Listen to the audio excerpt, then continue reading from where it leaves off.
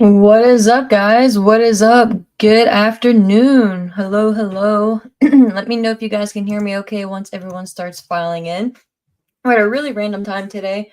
Um, I'd said last week I didn't think I was going to be able to do a stream since I would be traveling, but I was able to get off of my other job this evening, so I had time once I flew back in this morning. So just bumped the stream back a little bit, but I'm going to give it a few moments here to get started, but let me know if you guys can hear me okay. I know Zach was in the chat earlier this afternoon. What up, what up? We'll be chatting about some Smackdown. Anything else that comes up, really. Get this pulled up here. All right. Close that out. But yeah, guys, not really that big of an eventful Smackdown that we had from last night, but possibly some interesting developments. So definitely want to chat about that. Obviously, Orton being the key topic with the header there, but also this could be the early seeds going forward. So obviously, be getting into that. Definitely want to talk about the U.S. Open Challenge and the progress of that so far. And to me, the surprising opponent that Sami Zayn ended up having last night. But I kind of like how they tied everything together. So obviously, I'll be getting into that as well. But as always, I just want to say thank you for everyone who either pops in on the live stream or if you watch on replay. Appreciate that as well. Like I said, was not planning on being able to do a show today, but was able to work one out. So fun times here, but a completely random time. So I appreciate anyone who watches on replay, or if you are able to pop in now, cool beans. But like I was saying, let me see here.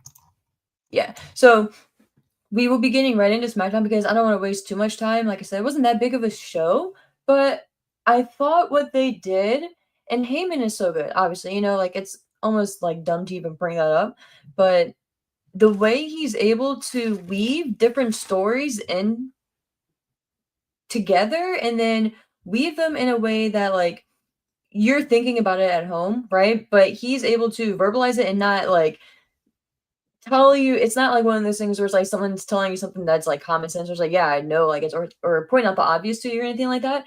It's almost rewarding in a sense to have Heyman go out there sometimes and kind of call out the elephant in the room. Sorry, my dogs are barking.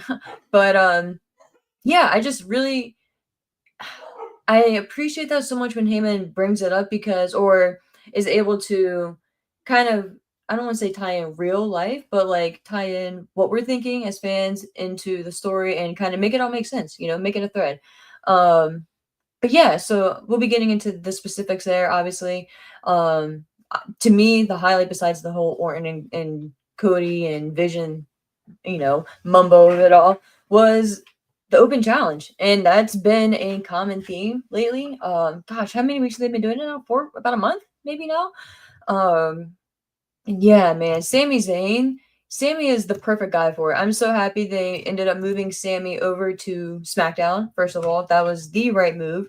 That was, I believe, in exchange for LA Knight. I think it was right around the time LA Knight went to Raw and then Sami Zayn went to SmackDown, which was a much needed refresh for both guys, for sure. I guess if we're comparing the two, I think Sammy has lucked out in that trade. Because man, like I'm not gonna get into LA Knight because that's a whole other topic. But man, it's just I don't know, man. I don't know if it's a bummer, but like they just and honestly, like I don't maybe it could have been to the level of like a Jey Uso, which is crazy to use as a comparison now, but props to him and shout out to him for being a comparable threshold now. But LA Knight, I feel like if they would have pulled the trigger on him, man, at this point, a year ago, 2 years ish, maybe a year and a half ago, I feel like they could have gotten a lot out of it. And it's, I think, a testament to how the fans are still reacting to him and still buying into him and still believe in the hype, in all the best ways possible. In those statements. But he's like a real test subject, which we'll dive into at a different time. But what up, guys? What up in the chat? What up? What up? I'll dive into your chats here in a second. Glad everyone can hear me okay. But yeah, man, but when you look at what LA Knight and Sami Zayn have been doing, in comparison. Um, it's almost no comparison there. Like, unfortunately, like Sammy, man, and it's crazy to think back. Where was it? Chicago? I believe it was Chicago when, yeah, because it was Cena's last SmackDown. Um, when Sammy went out there to pretty much get Cena's blessing to do the US Open Challenge going forward. And man, like ever since then, dude, like he's been hitting the ground running. So I props to him first of all, and I hope that they continue doing that because I think they can get a lot out of it, and I think they can really make it a staple. And I know obviously that whoever ends up dethroning, well, maybe I shouldn't say I know or obviously, but you assume whoever ends up dethroning Sammy is probably gonna be a bad guy, right?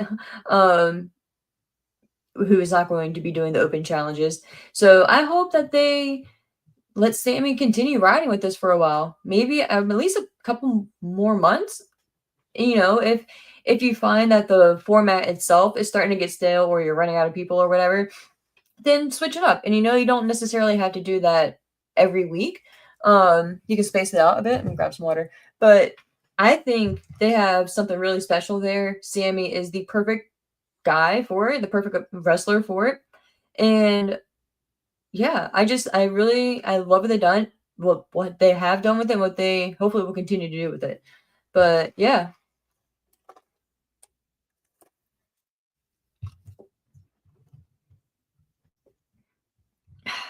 I'm diving here real quick. What up, everyone? What up? What up? What up, Sean? I appreciate you, man. What up? What up? I didn't hear the full after show from PW Torch because I had an early morning flight. I was on the plane. I was in the airport at 5:30 this morning, and the Wi-Fi wasn't working, so I wasn't able to. I didn't download the audio, but I've been watching on YouTube lately, and just quick thought and question for you guys. When you have the option to either watch something on YouTube or listen to it via like a podcast like Apple or Spotify, wherever you get your podcasts, right? What do you guys prefer? What do you guys choose? Like, do you prefer to watch, and depending on like your, maybe if you have a subscription, maybe you can just listen and you can close the, because I think with like YouTube Premium you can um close out the app if you're listening to music or something and continue on with your life while it's still playing. But yeah, what do you guys prefer? Do you guys normally listen and watch stuff on YouTube, or do you listen to the audio? Just a thought I've had. But so my point with that, Sean, was I didn't get to hear everything that you thought on SmackDown, but I appreciate you, man. The super chat is much, much appreciated and definitely helps everyone here continue on, man. And with the subscriptions that we have for like StreamYard and shit like that, like it really helps. So appreciate you, my friend. All support is much appreciated. But you said I like Tiffany, but her talking was so bad last night. Stephanie shouldn't have been put in that spot. Just bad.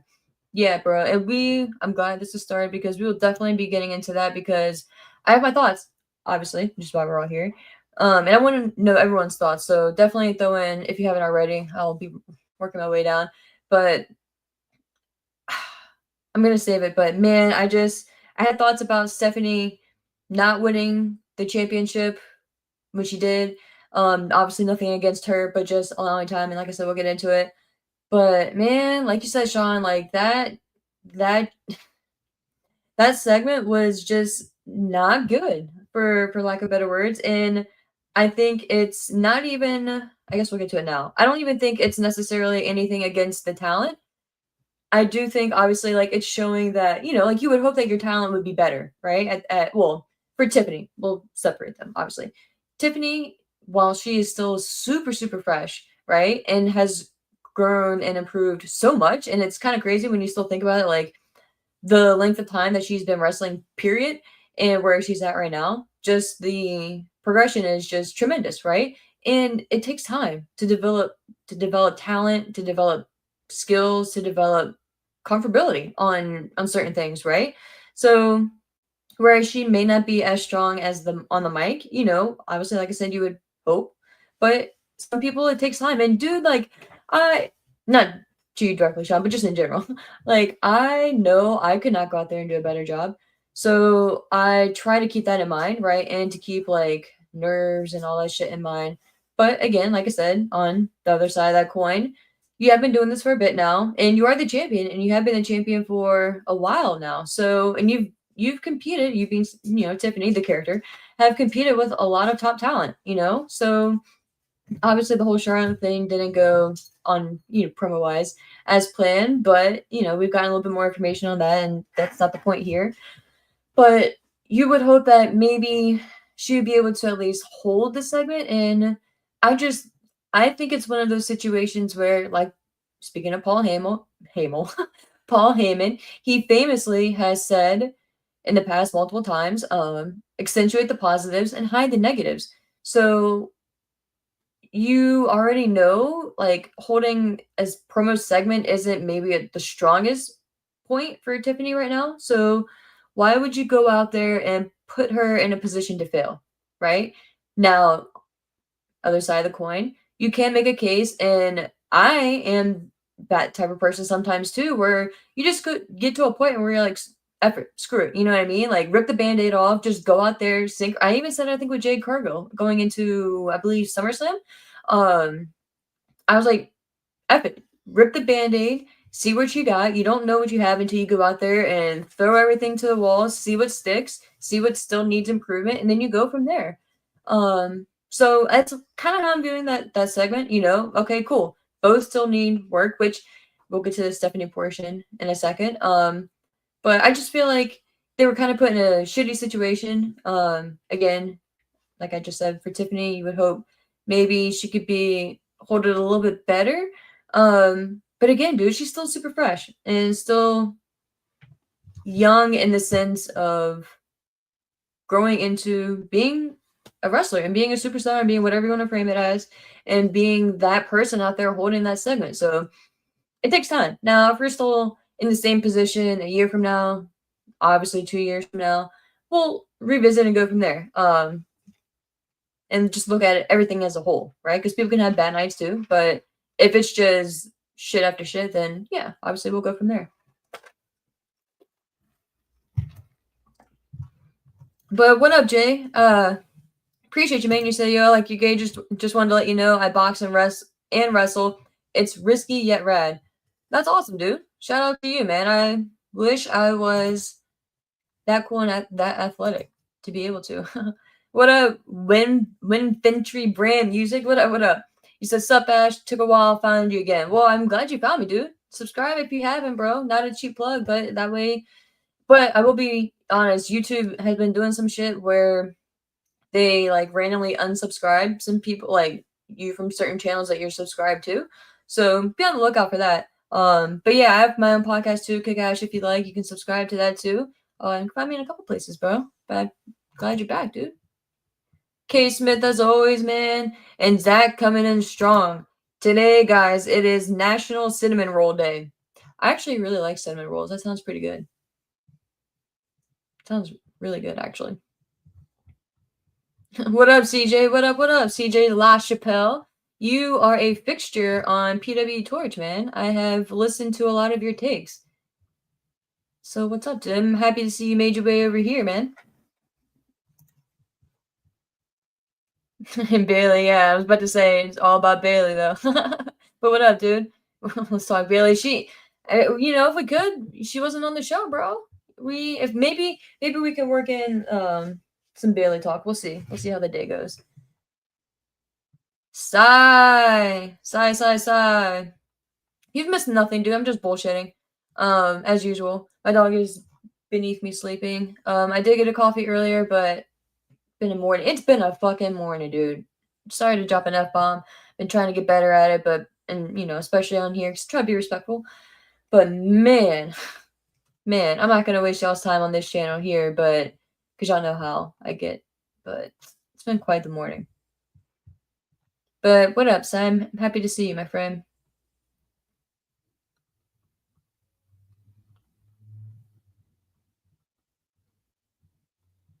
But yeah, CJ, you're right, dude. You say, as a whole, the fans have cared way more about the women's IC championship this year with Becky, Lyra, and Bailey than Tiffy's World Championship. Definitely the focus point and the focal focus point has been more so on the Raw side, period, and To be fair though, Becky is a much bigger star. So when they shifted in that direction with Becky and Bailey, CJ, right? They both are bigger stars than Tiffany, which is to be expected. Obviously, the tenure there, like no shade on Tiffany, it's just facts. Like they've been around much longer. They have an established name, so kind of in some sense, of course, it's going to get more shine and more attention and more love.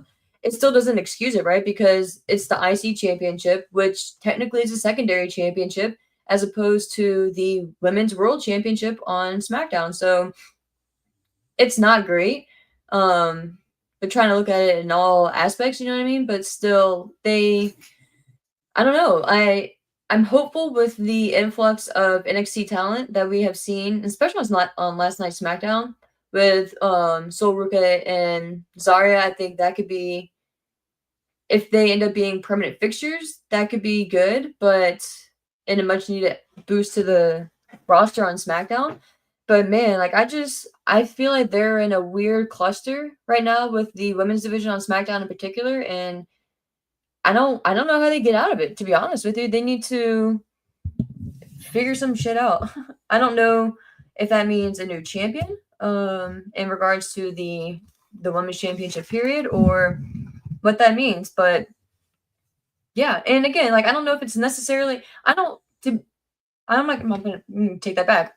I'm not going to say it's Tiffany's fault. Yes, like we just spoke about, like she's not the strongest on the mic, but she's had good to decent, decent to good to I don't know, great is strong, but solid matches. You know what I mean? They haven't been out, going out there doing like trash moves. And like, yes, not everything is connected. You do have to have it's chemistry comes into play, right? The triple threat was not ideal. Obviously, there's gonna be hits and misses, but I don't know, man. I think it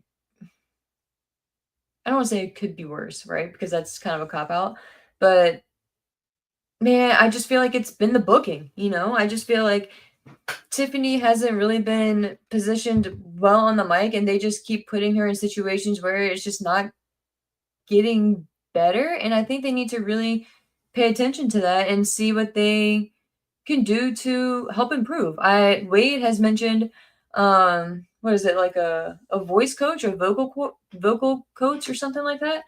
Um, and that's not a negative thing, like, that's not a knock, that's not like a, "Oh, you suck at your job," or like, "Oh," like, no, like, that's not, like I don't mean it as a negative thing or as, like, talking shit, it's a tool to help you get better, right? Like, I have plenty of resources and plenty of side training that I have to do for my full-time job to make me better at my job as a whole, right? So, it's just part of the gig, you know what I mean? So but I think there's fans out there who take things and completely run it into the ground or completely just trash it, just, like just take the cop out answer and try to jump on bandwagons. And it's just, you can kind of see people for what they are, in my opinion.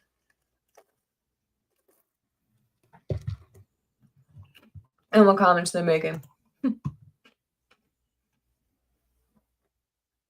Oh shit, Sai, what happened, dude? What happened, dude? Don't do athletic things. Yeah, dude, that's why I stopped.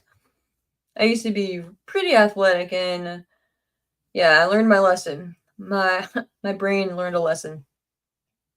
Crutches and mind-bending painkillers, dude. Take it easy, man. Well, another excuse to order coffee, right? Order that DoorDash, especially for Mrs. Sai. Pull out that equation.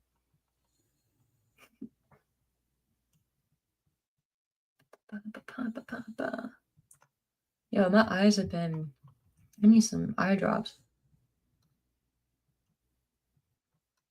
Yeah, CJ.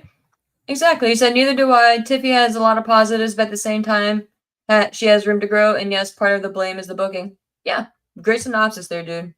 Great synopsis there. What up, Fernando? What up? What up? Appreciate you guys popping in. And everyone on Twitter, dude. Y'all, Twitter, like I said, like people love watching on Twitter. It's fascinating to me. Of course, watching via RVD, so that's an easy way to do that. But I appreciate everyone for popping in. But yeah, so like I said, getting to the Stephanie Vaquer side of all that now. So again, going into the title match, I was in the camp of they should play the long game with Stephanie. My ideal situation for her was go on the journey to WrestleMania, right? And you can start that with losing that match. And they could have done that match the exact same way that they did and just have Stephanie come up with the L and come up just short. Still pay the mutual respects and all that, but it could, I don't know, I just feel like they could have held on to the Stephanie win for, I don't want to say a little, for much longer. But again, like the moment was very cool. Like the match was fantastic. It was very cool having her dad there. Like all of that. Like I don't, not knocking it. I just, in my opinion, like I would have played the long game with her. And Stephanie is a perfect example of someone who is putting in the extra credit work, right? And the extra credit training and hustle to get better at her everyday, like her everyday life, first of all, which she'll help out with, but her craft. And that's taking English lessons, and I almost kind of feel like weird saying that because it's so like, like learn English so we can understand you. Like it's so like arrogant, I feel like in a lot of ways. But as shitty as it is, and as shitty as it is to say, like the better that you are on the mic, like with English, like and just connecting with the crowd, the more you'll grow. But with Stephanie, I thought she was different, dude. Like that's why I wasn't too pressed on that specific aspect of her character because she already hit the ground running with the connection and the chemistry with the fans. Like I'll never forget being at NXT when she came out, dude. Like, and like we were setting up for her entrance. Like, you could feel the shift. Like, she felt like a star, and her entrance and like just being there. It's like it's gonna be crazy, but it's almost like an Undertaker type entrance to the sense and to the like ideal where everyone stops what they're doing. Everyone, stands up and no pun intended to Roman Reigns or, whatever, but acknowledges her and really gives her attention. And she takes her entrance very seriously. You know what I mean? Like she's focused, she's in the zone. The whole aesthetic of it is just perfect. I love the horns, right? And the horns, like the horns is something that could have come across really cheesy, really just like low rent, you know what I mean? Like, oh, like fucking like corny type shit.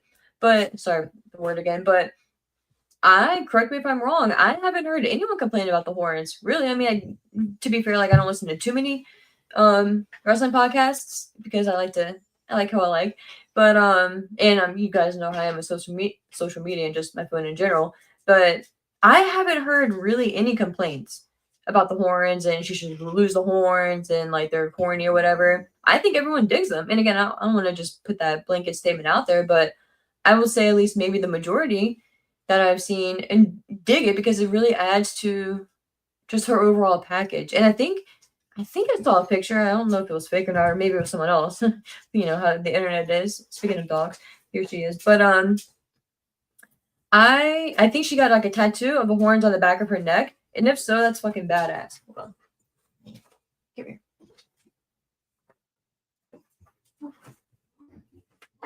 You wanna say hi? You wanna say hi to everyone? Say hi. Say hi. This is Frida. This is Frida Kahlo. This is the pain in the butt. This dog gets whatever she wants in life. That we live in her world. But she just celebrated her 10th birthday. Shout out Frida. Yeah, she just turned 10 last weekend. We will be celebrating, well, this past week actually.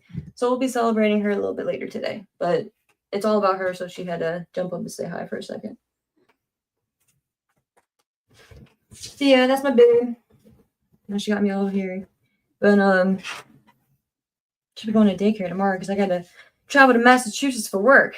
But yeah, so now she distracted me. But Stephanie with the tattoos and everything. Or the tattoo. Scroll down. But yeah, man, just Stephanie kills it. So the overall package of her at just the presentation I think was spot on already. And that was without her saying much at all on the mic. I think maybe we got like a couple of vignettes, and obviously she said a couple of things when she first, got over on Raw. But I don't think that they needed to put her in that contract situation either. Like, she's still learning English. She's still a very young character and still connecting with the audience and the overall audience. There's still a lot of people out there who are just being introduced to her in the WWE side of things, right? So, fan wise, So, while I don't think it was like a career ending or something we're gonna be talking about for weeks and years and shit like that, my opinion, I just think that it was unnecessary. And that's why I was kind of thinking about, like, man, is this going to like derail her or anything like that, or are they going to look at her differently? And that was honestly like my biggest fear, like, oh man, like in the back they're gonna be like, oh, like this segment was not it, like, and blame Stephanie or whatever, or maybe blame them both, but maybe look at Stephanie a little bit differently. And just I guess like we're all traumatized from past booking, right? But I don't think that's the case. I don't think anything crazy is going to happen. I don't think they're going to, bury any of them, or either of them, or anything like that. But I do think it was another, I don't want to say wake up call, but another, like, okay, like this is where we are with both of them. And this is what we need to work on. And we're going to go from there.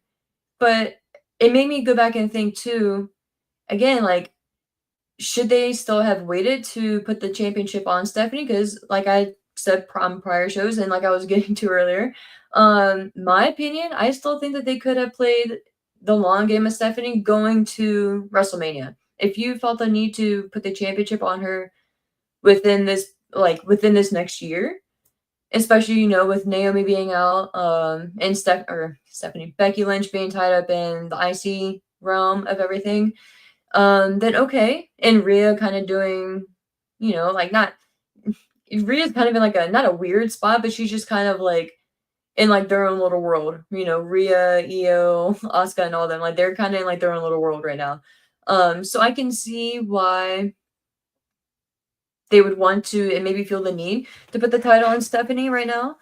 I still think they could have put it on Io though, and I don't know. That's just I'm just gonna stop there. I still think they could have put the title, put the title on Io and play the long game of Stephanie going into WrestleMania. You could have had a good showing at Survivor Series, whether that's in a War Game match or whatever, a traditional 5-on-5, whatever they're going to end up doing for the women.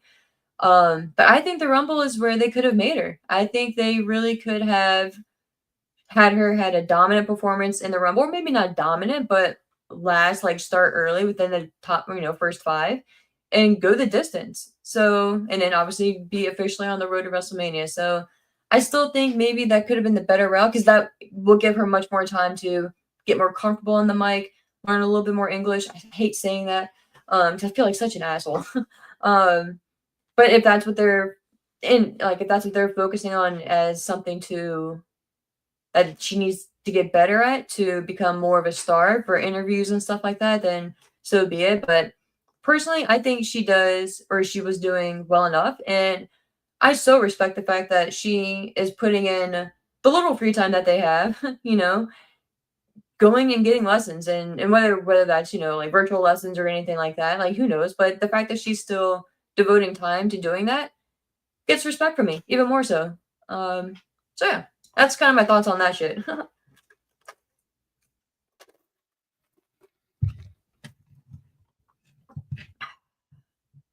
Oh, I think my mic is dying on me. That would suck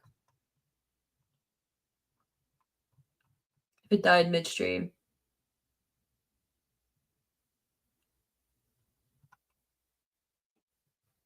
Happy 10th, Frida. Appreciate that. Yeah, so I'm glad you noticed, This hoodie is actually very interesting. It's like an interesting design. It's like a whole, like, swirl. Like, it goes, like, it's kind of weird. But yeah. Right, it does match. It's really cool. I appreciate you, though, Sai.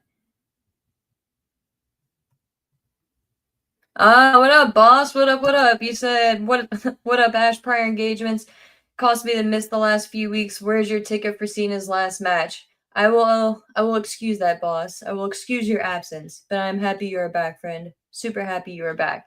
And hope everything's good. Hope you are doing well in your world over there. But that is a great question. So tickets go on sale October 17th, I believe the date is. I will be and I think that's a general sale. I wonder if they have a pre-sale. I'll have to look into that. But I absolutely will be looking into those tickets.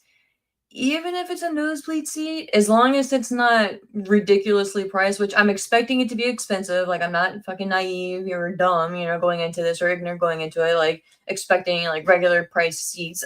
I know it's gonna be much more expensive. But yeah, we'll see. We'll see, because DC is like, that would be perfect for me, because I literally just flew back this morning from Virginia, so stay right there in Richmond. 2-hour drive there and back, and then fly back home. Win-win, see everyone. So that's the plan, still, to see what the ticket prices are and go from there.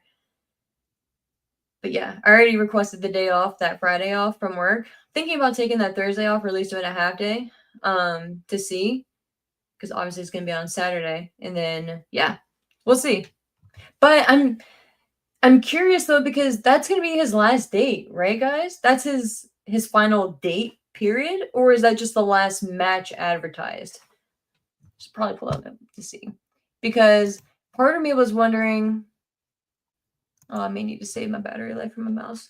Part of me was wondering, is he, or if he's going to, do what he's going to do on Saturday, and then have one last farewell like on Monday, and use that as his, he did the match and use his time on Saturday, because that's what I was. Okay, so we'll talk, and thank you for bringing this up. Well, I'll kind of get this off my chest, and we'll kind of chat about this now.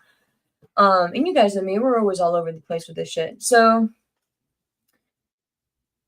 Saturday night's main event, and that's why I was like, man, I really hope that they don't do it on a Saturday show. I mean, obviously, like, logistically, that works out better, but you are so limited. You're gonna have a shit ton of commercials. Let's hope they get like, or maybe at least like the last hour commercial free, or whatever scene this segment is gonna be. Make that commercial free. Because I just don't want to sit here and be super invested in the match. Like, if you're gonna have commercials, okay, but I don't want to be inundated with commercials like the last Saturday night's main event was. I don't want there to be time restrictions, which I know there's going to be, because it's on NBC. So I'm not really thrilled about that part of it, unless they are going to, and of course, like, well, I shouldn't say of course, but yes, they haven't booked this farewell tour as best as they could have, but I want to say you have to expect them to book his final night. If it's everything is going to be wrapped up into this one last night, his match and the farewell speech or whatever, you got to know that they have a firm and strong idea of what that's looking like now, especially since they released the date and confirmed it essentially for us all. If not, that's fucking crazy. But I'm going benefit of the doubt and positive side that they do, and they have, and they already know his final opponent and all this stuff. So my fear and hope is that they have already timed everything out, and they know they're going to give him at least 45 minutes, at least, because you got to think, if not, if they're not going to do the entire show as like a tribute show, which I wouldn't even be that like down on, because effing John Cena, guys. Like, whether you're his biggest fan or you can't stand him, it's John Cena. You know what I mean? So while I don't necessarily feel like they're going to dedicate the entire show, I feel like probably like the last hour would be reasonable, and I would say expect it. Like, maybe I'm off base here, but I feel like you should at least give him the last hour of the show. So, because you got to think, and that's what I was going to get to. So you have to think that the dude, his music is gonna hit, right? Obviously, people are gonna lose their minds. He's gonna walk out to the first stage right there, and dude's gonna be emotional AF. Like, it's gonna hit him, because we've seen how emotional, like, more and more emotions are building the beginning and the ending of his matches. So you have to know his last entrance to his last match, that dude is going to be feeling it. I'm not saying he's going to go out there and bawl his eyes out, but he's going to want to go out there and embrace that moment and really feel the energy and feel and embrace everything he can for the last time. It's, cliche tagline as it is, but you have to know they're going to do that, and you have to know he's rightfully going to want that. And I mean, if they rush this man, if they pull a Goldberg, that's just absurd. Um, but no disrespect to Goldberg, but like there's levels to this. So I just don't see that happening, first of all. So yeah, I'm just expecting that whole night, this whole John Cena last match last night thing to be entirely drawn out, and as it should be. So that's what I'm thinking, and that's what I'm hoping. If you're gonna do it on NBC, and since it has to be on a Saturday night's main event, which I think is just so interesting too, such an interesting choice. You got to make it commercial free. Like, you have billions and billions of dollars. You can't buy out however they work it out, really. Like, if you're gonna buy out, you mean to tell me you can't buy out Papa John's and Slim Jim and all these ads that we're gonna see just like for the last hour of John Cena? Like, I don't know. I feel like that honestly kind of be disrespectful if not. It may be the last hour, but they've done that shit in the past. So like the first hour is commercial free for random like 1000th Raw episodes or whatever, or like reunion Raw. So if you can do it for that shit, you can absolutely do it for John Cena. And with the ratings that NBC is going to be getting, I would be blown away if they were like, nope, we got to have the ads. Now, while I say that, because obviously people are going to be watching, so if you're one of those advertisers, you want more eyes on your product. But I just feel like if you're NBC and WWE, it's more beneficial for you to have people locked in for that hour. Because me, like, I'm gonna be frustrated. So I may not flip the channel, but I'm gonna be frustrated. So you don't want that on his last night. So I went on a long rant there.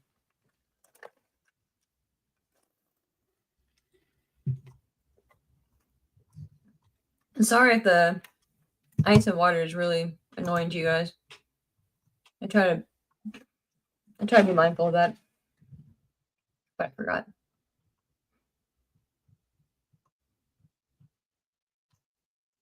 Yeah, okay, so that's what I was thinking too. So you said they have specifically advertised it as Cena's last match. They haven't said appearance.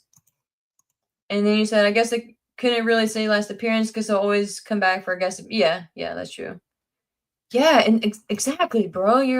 So again, like, I don't really understand why it's not on a PLE though. That's where I'm at. Like, why a Saturday night's main event?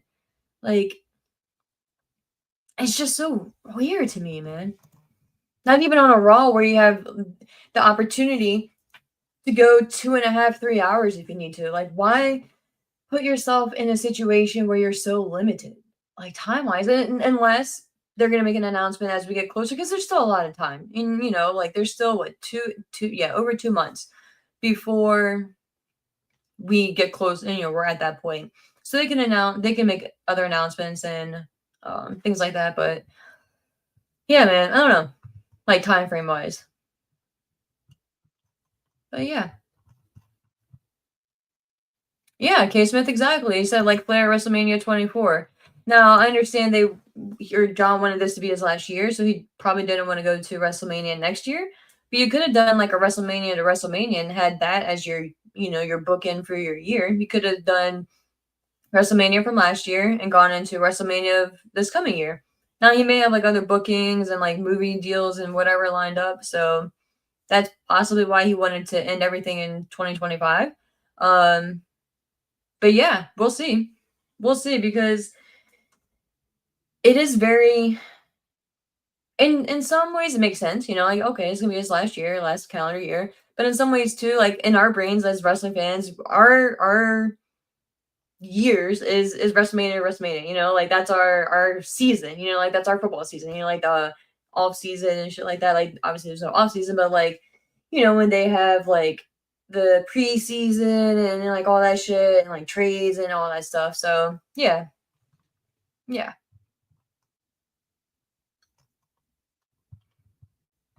Ben, what up, Ben Grimm?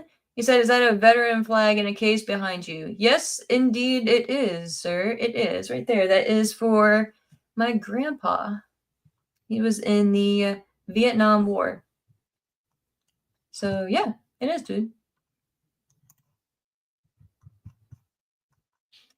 Ah, CJ La Chappelle. Thanks for the super chat, bro. I appreciate that, my friend. Very much so. Very much so. You said I do care more about, or I do care about more wrestlers than just Bailey, but being Bailey's #1 fan is now a part of my gimmick. Oh, well, yeah, I know that, bro. Just man, no. You said who was your first favorite wrestler? Mine was Hulk Hogan. Oh wow, Hulk Hogan.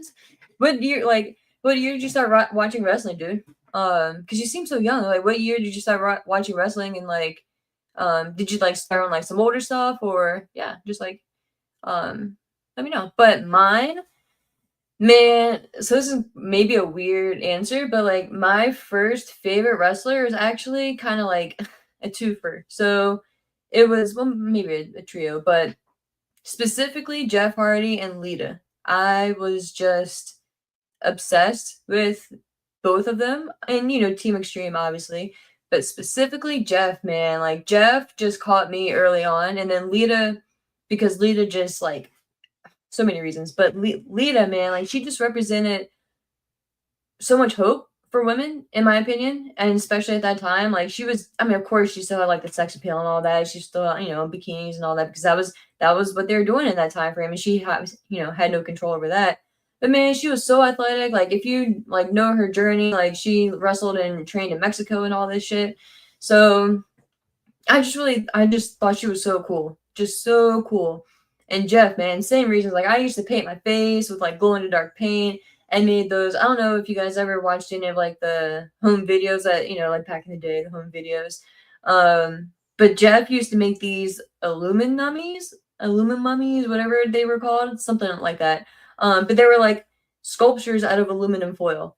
And when I watched that DVD, I just thought that was the coolest shit ever. Like I saw, and he made big sculptures out of it, and I was just like, "Yo, like that is the coolest shit in the world, man! Like, how did you do that?" So yeah, I just little things like that, like just made me just like him even more.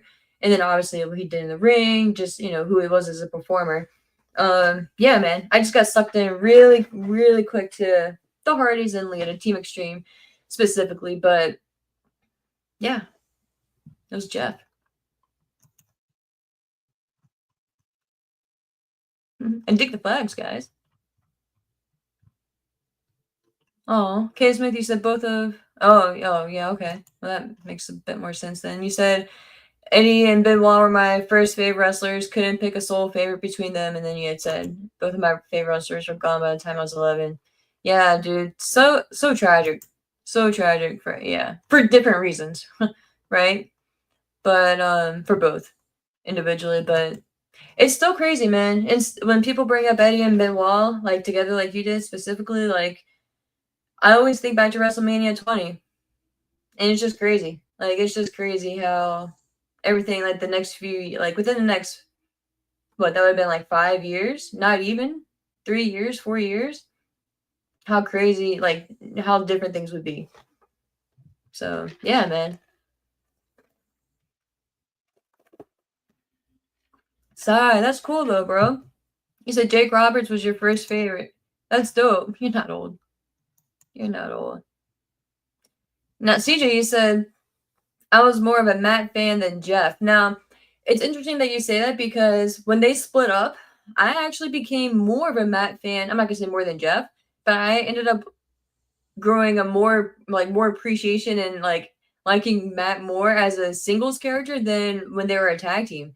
Like I thought the Matt Hardy version one with Shannon Moore, his little MFer. You know, you remember that shit?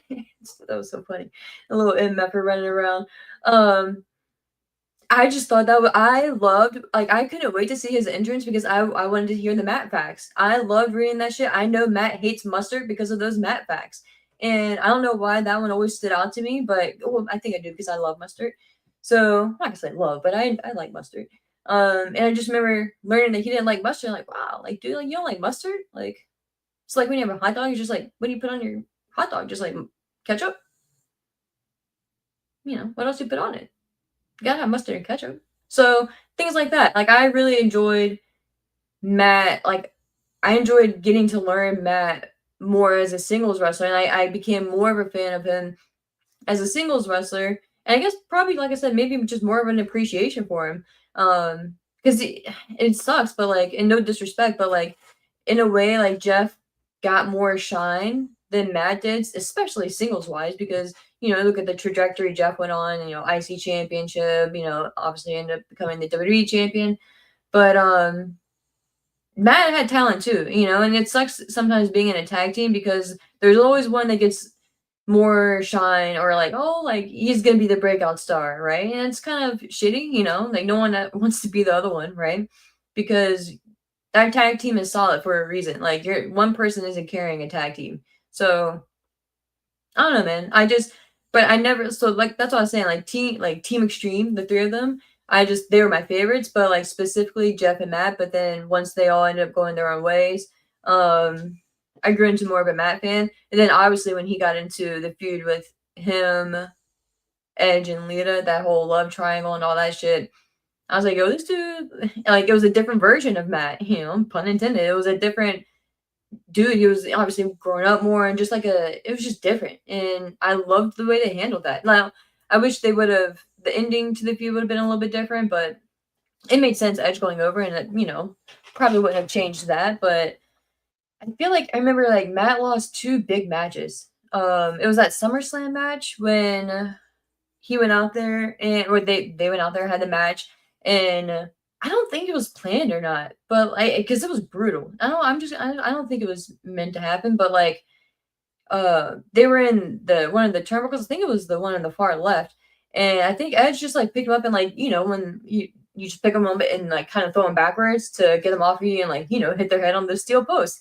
Matt really hit his head on the steel post. Like I remember like his head like went down like that. Like he almost like hugged the post and like went down. And this next thing you know, like dude is like just gushing blood, man. And they ended up having to stop the match like shortly after it. So I don't think that was like supposed to happen. If so, like bravo, y'all got me. So I'm like, okay, like that, and everyone, like the fans were pissed, like they were booing immediately and all that shit. But I mean, obviously, that's when I'm gonna say it was legit. Like you gotta stop the match. Like that shit's crazy. Like the dude, like he's like not. You can see he's just not there. Like his eyes are just dude's not home. So yeah, like once that match happened, I'm like, okay, well they gotta run it back, obviously, first of all. But like Matt's gonna, win, and then they're gonna like, like then Edge can get the final victory because it was like a loser leaves Raw steel cage match. But yeah, sorry, got way off into it again. But yeah. Yeah, K Smith, you say Jeff is top 10 for me. Hell yeah.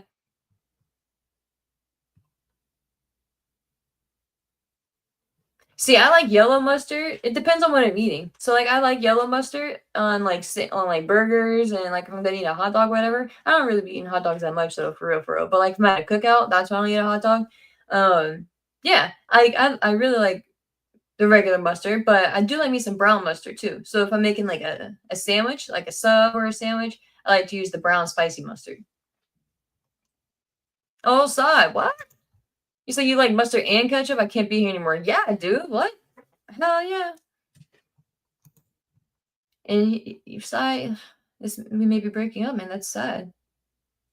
That's sad. And it's funny, in my chat, it still has a question mark by your comment because I'm questioning it too. That's funny.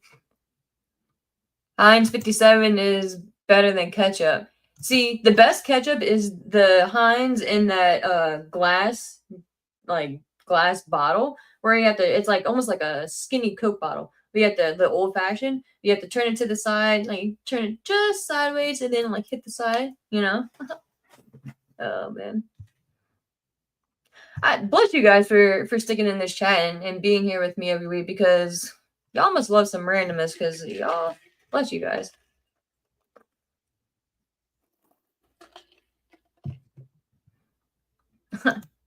K. Smith, you said crazy that you bring up their feud. I rewatched Matt and Edge's street fight yesterday. I might actually go back and rewatch it now myself, dude. For sure. Oh, Fernando, I gushed on Lita earlier, dude. No, Lita was the MVP in Team Extreme for a good hot while there, especially in the beginning. I'll never forget either the beating, that chair beating that she took from Stone Cold, dude. That she was a ride or die. Well, I mean, I guess maybe not because how her and Matt ended up, but in the beginning, she because Stone Cold, when it was like when Stone Cold and Triple H were a tag team, I'm pretty certain, and they were beating the fuck out of Matt and Jeff with the chairs, and then Lita was like, begging them to stop, and like she's like sacrificed herself. And Stone Cold didn't give a F. He was like, "All right, girl, like you want to lay on your man, like all right." And Stone Cold just wailed her with the chair on her back, and I'm just thinking, like, it got me, dude. It got me. Like I was just like it made me sad. Like I just remember sitting there thinking, like it was like just devastated. Like not the Hardys and not Lita. Like between that and when Brock Lesnar just destroyed Jeff in that match, I forget the pay per view. There was like, was it Brock's first pay per view match?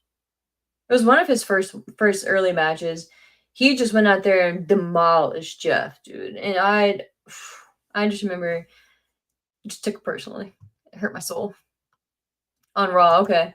Yeah, hurt my soul. But yeah, guys. So we've just been a little bit everywhere today. A little bit of everywhere today. I'm gonna need to update the title of the show. I meant to do that last week too. But that's why sometimes I just feel like putting like just wrestling morning chat because we're just gonna talk about anything and everything that comes up. But that's why I appreciate you guys because you guys rock. But to get back to SmackDown though, really quick, when do you guys think Randy Orton's gonna turn on Cody? Do you think it's gonna happen at Crown Jewel? Because part of me is like almost like is it even gonna happen now at this point? And then part of me is like it's gonna happen. But like did they miss the whole striking when the iron is hot type of thing? Or are they setting it up perfectly?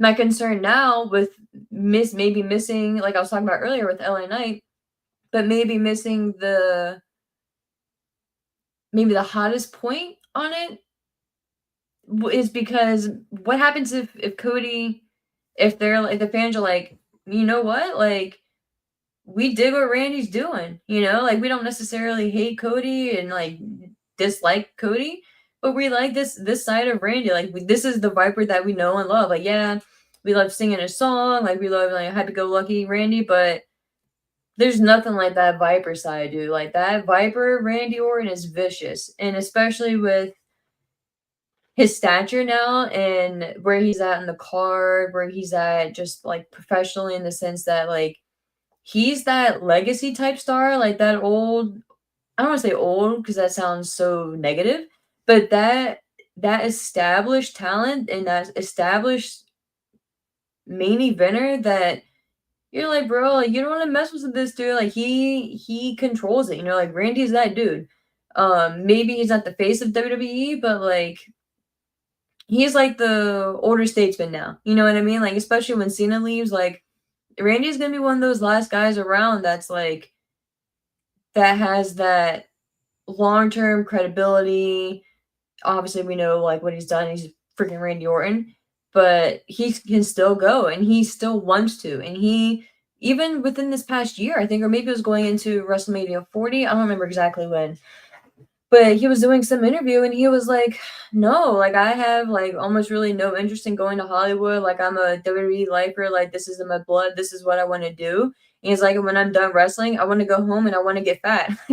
And all respect to him, because if that wouldn't be me, man, I don't know what would. Because if I was Randy Orton or if I was a wrestler and I had this bomb-ass career and I was at the point where I can retire and I don't have to do shit like physically work-wise, I made my millions, I'm good, you better believe I would be taking my ass at home once I, like mentally and physically got to the point where I can't go at the level that I was at. You better believe my ass is gonna be chilling, eating all the bad shit, drinking all the bad shit, not getting diabetic, you know what I mean? Or like forcing myself into like a sugar coma or anything like that. been enjoying the best of it all. You know what I mean? And just getting stupid with it. So I respect Randy for that. And he loves video games. Like, I just low key, part of me can't wait to see what like out of the ring Randy Orton will be, because like I feel like he may end up being one of those streamers, you know? Like I feel like he may be one of those like Twitch streamers, like not like making it a career, but I feel like he'd pop on like maybe a couple times a month, maybe more, and fucking like just shoot the shit, you know? Like what else is he doing? Of course he's family time, but like he'll be home every day at that point. So low key I'm kind of excited to see what after wrestling Randy is like, or if he's gonna, you know, still want to be working behind the scenes, like developing talent, NXT producer, agent, whatever. Maybe go down and like NXT, like what Shawn Michaels type thing is doing, and do that type of shit. I don't know. We'll see.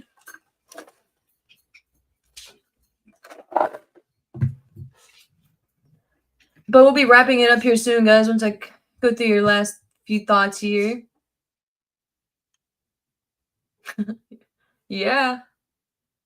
Sai said they'd be crazy to turn Randy unless they turn Cody as well. Cody would get booed in that one. So, well, oh yeah, unless they turn Cody. So you mean maybe like turn Cody instead of turn Randy? Because that's what I was saying. Like I feel like Cody may get booed. You know what I mean? And if the thought is to have Randy turn on Cody, I feel like that could backfire. That's why I was like, I wonder if they not like miss the boat, or like, you know, because it's still going to be a big deal, but timing wise with fan reaction to Cody is what I'm wondering about. And again, not that Cody has done anything wrong in my opinion, or I don't know. It's just you can only burn hot for so long, you know? And again, when you're up against certain people at certain levels, you know, like I was saying, it's hard to boo someone. That like was seen as that prime example, obviously. Like, people just didn't want to boo him. We're at a point now, which is ironic, you know, where people don't want to boo John Cena. Like, if you were going to turn him heel, you clearly missed the boat on that one. You had an opportunity to possibly do something cool with it this year, and they just didn't. The turn itself was cool. Maybe the first week or two was all right, but like cool promos, like strong promos coming out, but it still didn't really fully make sense because like bro, like we were right there with you. Like you're like bringing up shit from 5 years ago, my guy, 5-10 years ago. You need therapy, like, and you don't like if you want to like yell at us for it, like okay, but like that's not our problem. That like you're regurgitating shit from 5 years ago. Like we moved on. You know what I mean? But yeah.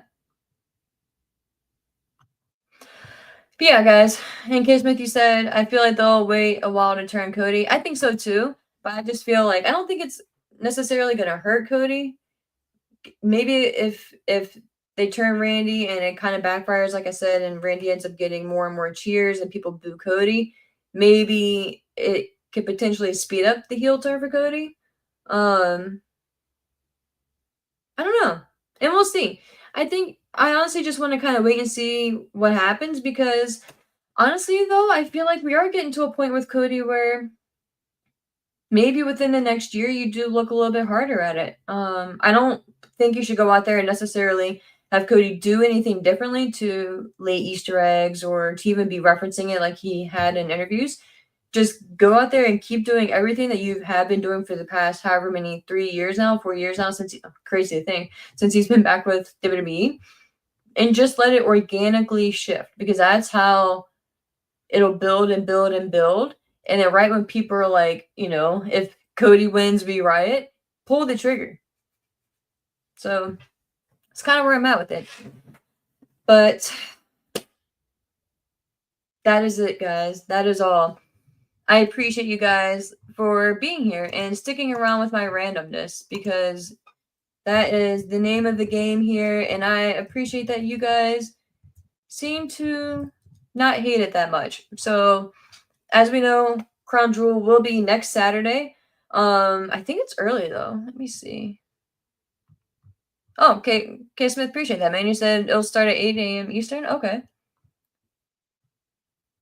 So it'll actually be running into our show here. So we'll see what we'll do for next Saturday. TBD on that one. maybe we'll do a watch along with me. Maybe we'll start the show and pick up from where they're at. We'll see. TBD on that. But until next time, yes, I will. I will. Thank you, my friend. I will. I appreciate you. But my friends, thank you guys for joining at a random time again as well. And for all the randomness, random is the word of the day right now. But thank you guys as always. I truly appreciate you guys, CJ, Sean, for the super chats, man. It's truly appreciated very much. So I definitely thank you guys for that.